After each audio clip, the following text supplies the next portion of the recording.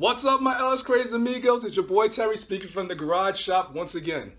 You know what day it is today. Today's going to be the Dyno day. Right about now, it's about maybe 6 o'clock. I got up a little early. I had my green tea and my banana and my yogurt and my granola because, again, the doctor says I got to eat this stuff. And, you know, I'm all about living righteous. Well, eating anyways. All right. Anyways, side point. But anyways, today's Dyno day.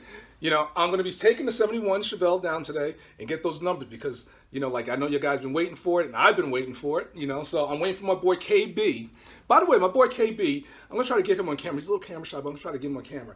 He has one of the nicest Grande Mustangs that I've ever seen. I mean, the car is hooked up. So we're going to stop by his garage shop at some point and we're going to see what he has in his. All right. But waiting for him to come by with the Ford truck. Yeah, to tow the Chevelle down, and we're going to get those numbers. And I want to say right now to all the people on Facebook, Instagram, and YouTube, everyone who's been participating and giving me your numbers as far as like what do you think this car is going to be pushing horsepower and torque at the rear wheels, really solid. I love playing games like this. And I will tell you, it averaged out to about high fives, low sixes on horsepower and torque. So right about now, I'm going to give you my numbers because, you know, I drove the car. I'm going to say horsepower, I think this car is going to probably push, I'm going to say 612, all right, 612 horsepower. Foot-pounds of torque, I'm going to probably say, I'm going to keep it in the sixes. I'm going to go 602, all right? So 612, 602. That's my guess. That's what I'm going to say. So we're going to find out today. Today's the day. So what I'm going to do is I'm going to keep you guys posted, you know, every now and then, you know, let you guys see the dyno and everything. And we're going to see what's up. All right. So let me get going with this. When Kenny gets around, I'm going to do some more testing because like this is it, you know, like because I really don't want to be singing that song again. And I don't think you guys want me to sing it either. So let me keep on doing some testing and, or, you know, getting the car ready, and we're going to be heading out, all right? So wish me luck. Once again, yo, East Coast Supercharging, got down here, got my buddy Kenny.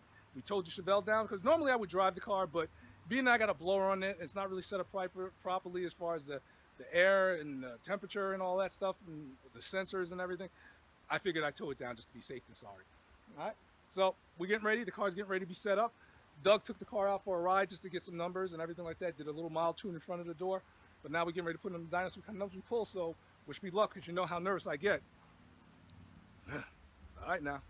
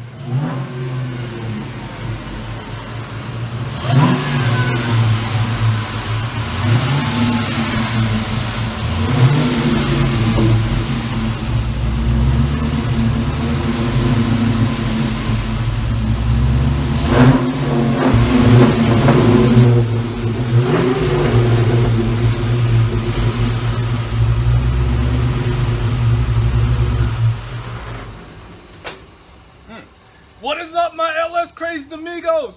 Yo, it's back from the dyno. It did not blow up, so I'm not going to be singing the Dyna Jitter Blues. But I got the results. Let's go check them out right now. You know what? I'm not going to even prolong this. Let's look at those numbers. Check them out.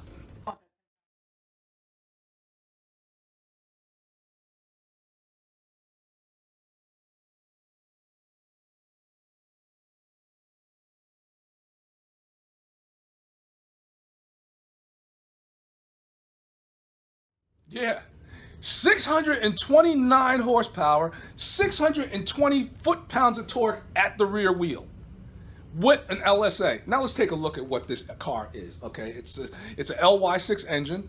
The only thing I did for the engine, to the engine, is a cam and springs. That's it. It's stock engine. And then I go and slap an LSA on there, and let's see what I did to LSA. I didn't polish anything. No, the only thing I did was change the pulley to a 2.55. That's it. You know what the cam profile is. Check it out. Yeah. And I was a little concerned about that 113 lobe separation because I didn't think it was going to idle that well. I thought I was going to have problems with the car idling. But my man Doug, he smoothed it out. The car ran. I mean 629 horsepower, 620 foot-pounds of torque. And the thing is, he could have went more. But he says he's going to slow down. He's going to stop because right now, he says, if I go more, now you got to start thinking about meth. And now I don't want to go and do that. I want to just set it and forget it. I don't want to go, have to worry about meth, setting up a meth system up in here so it could shoot meth into the engine. I didn't want to deal with that. Now it's on pump gas, it's 629 on pump gas, 620 on pump gas. And, I'm going to have fun with it. Throw a fuel additive in it every now and then, and that's pretty much it. The car is still drivable, and it's this is my recipe for all the cars because I can't see myself wanting more horsepower than what it is now because this car is raw. I had a little fun with it.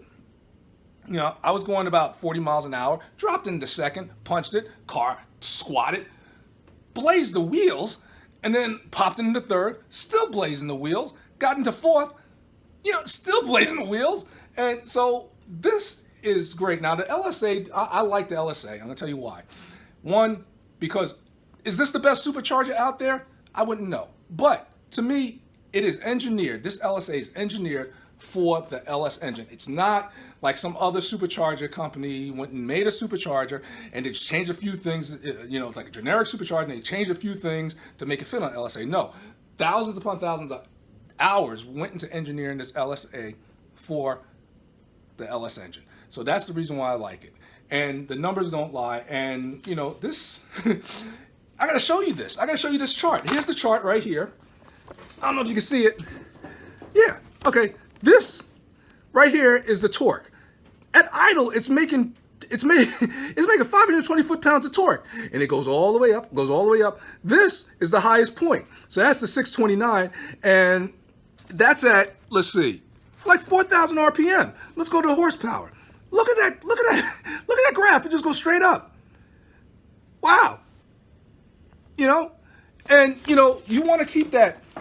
I like this because it's usable horsepower because very rarely does my car, see 5,000 RPM. Unless I'm racing. Well, not that I ever raced this car, but I very rarely see 5,000, 6,000 RPM. Okay. So this horsepower is usable horsepower because I see some cars making a lot of horsepower, a lot of torque at 5,000 RPM, 5,500 RPM. You never really go there unless you're racing the car. This one, 520 foot-pounds of torque at idle, and at it peaks out at like a little over 3,500 RPM, but still, at 4,000 RPM, you're still over you're about 618, and it drops down. Once it gets to about 5,000 RPM, I'm looking at 580. Okay. And then the horsepower curve is just going straight up. So we're not even, and then the axis, that's where, let's see, that's where both graphs meet, the horsepower and the torque meet. That's about 570. That's about 570 where the horsepower, and that's at 5,200 RPM. So the torque is going to start dropping off at that point, but the horsepower is still climbing. All right, so I like the LSA. I'm loving the LSA. I'm loving the car. I'm telling you, it's a different car. And everyone's asking what kind of questions that I was getting. What kind of boost is the car pushing? All right, the top boost is 11. It's actually 10.62. So this car didn't reach over 11 pounds of boost, and that's about maybe 3,400 RPM. So those are the numbers, and I'm very impressed with it. So if you guys are thinking about doing an LSA, I say go for it because, like I said, and I'll tell you exactly how much money I got into the engine. Okay, let's say I put $3,000 into the engine as far as with the LSA, and hooking everything up and everything like that. And that's a lot. That's a lot. But let's just say that. Okay, I bought the engine for $2,000. So that's at the high end, $5,000 for 628 horsepower, 629 horsepower, 620 foot-pounds of torque. Now it sounds all good, but here's the reality of the LSA. Okay, there's a downside. It's heavy. All right, so I noticed that, I had the LSA on my car for a little bit. I noticed that it dropped a little bit, the front end, because what's happening is you're putting all that weight on the front end of the car. So you got, let's see, you got the LSA itself. That weighs about, I would say, in between, I don't know, I'd never weighed it, but I would say complete LSA anywhere between 60 and, I would say anywhere between 60 and 80 pounds. All right, then you got your bracket. All your bracketry and everything like that. So that's going to weigh something. Not to mention your intercooler. Okay, that's going to weigh something. Not to mention your intercooler with all the new fluid that's going to be going into it, along with the ice box. That's going to weigh something. And also you got to remember your pulley. Now, your crank pulley. Now, if you're going to go with a GM crank pulley, they're kind of a little bit heavy. If you get an aluminum one from one of these aftermarket companies, you're going to pay a little bit of money, but, it'll save you some poundage. But all that, like tied in, you're looking at an extra 100 to, I would say 150, 170 extra pounds on the front end. So you need to consider that when you go and put one of these on, especially if if your car is very, very low, you may have to go and get some helpers, some springs, what's it called? One of those adapters to raise the car up about a ½ inch or something like that. But I did notice that my car is riding a little bit lower, like maybe I would say an 1/8 of an inch lower, 1/4 inch lower. So I'm going to have to address that. That's one of the reasons why I'm not really beating on the car at this point. But those are the numbers, man. And at this point, I want to give a bunch of people a bunch of shout out. I want to give my man, what's called Lance Draeger. You can contact him. He is the one who helped me, figure things out and actually design this setup that I got. I want to say what's up to him. Give him a big shout out. That's right. I want to give a big shout out to East Coast Supercharging. Yeah, my man did a wonderful job He's setting up this tune. I want to give him a big shout out, especially tuning my computer so I can drive the car around before, bringing it down, so I can get all the bugs worked out and everything like that. So I want to give Doug a huge big shout out. I want to give a big shout out to my boy KB in the house. That's right. He's the one who helped me tow this car on down with his Ford, and it's actually a nice truck. It's really nice truck. And so we got it down, at the cost of a lunch and fuel. You can't, anytime, brother, anytime. And I'm gonna give a big shout out to you guys, all you guys that were watching this, that ask questions, that are interested, that every one of you on Facebook, on Instagram, on YouTube. Everyone who texts me, message me, everyone, I want to say what's up. Thank you very much for following this, because this is a serious build and you could do this. You can do this. And now it's time, because I can't see myself wanting to put more power into this car.